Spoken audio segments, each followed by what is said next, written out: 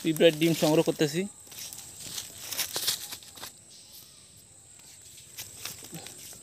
আমাদের নানা নানা নানা আমাদের বাউস, কালকে হবে বাউস, হবে খাউস খাউস, নদীর বাউস।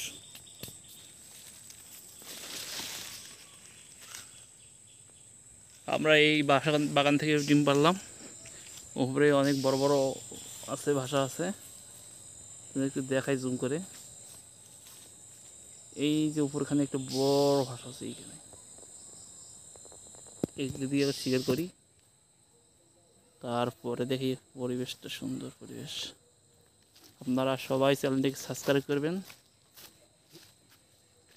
সুন্দর একটি প্রাকৃতিক পরিবেশ।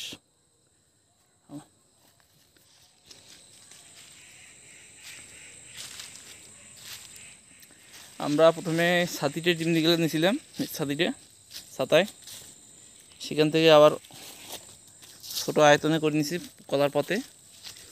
এইখানে অনেকগুলো ডিম আছে, সর্বমোট 2টা বাসা ভাঙছি। ইনশাল্লাহ অনেকগুলো ডিম হয়েছে, ইনশাল্লাহ আমাদের কালকের জন্য পারফেক্ট হয়ে যাবে। আঙ্গুর টোপ,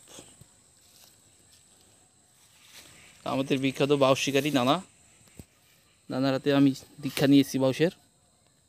ইনশাল্লাহ গেলে ফেরত হয় না।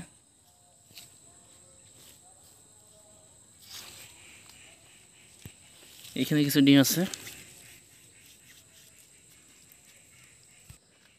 বলা চলে আমাদের এই জায়গাটা হচ্ছে পিঁপড়ার স্বর্গরাজ্য। আমি প্রতি সপ্তাহে ডিম পারি এখান থেকে, প্রতি সপ্তাহে ডিম পারবো। এই যে গাছগুলোতে প্রচুর ভাষা আছে। এই এলাকাটা আপনারা দেখছেন যে পিঁপড়ার জন্য আদর্শ একটি জায়গা। আপনারা দেখলেই বুঝতে পারবেন যে যারা শিকারী আছেন, প্রচুর ভাষা আছে। এগুলো সর্বমোট 2টা ভাষা ভাঙছি, কারণ আমরা একটা গাছের একবারে একটা ভাষা ভাঙি, কারণ পিঁপড়ার অস্তিত্ব আমরা রক্ষা করতে হবে। আর এই অস্তিত্ব রক্ষা করতে পারলে ভবিষ্যতে আমরা আরও ভালো ভালো ডিম পাবো।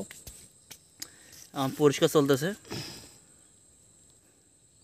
অনেকটুকু পরিষ্কার হয়ে গেছে। ইনশাল্লাহ সবাই সাবস্ক্রাইব করবেন, লাইক করবেন, কমেন্ট করবেন, ভালো লাগলে ডিসলাইক করবেন, সমস্যা নেই।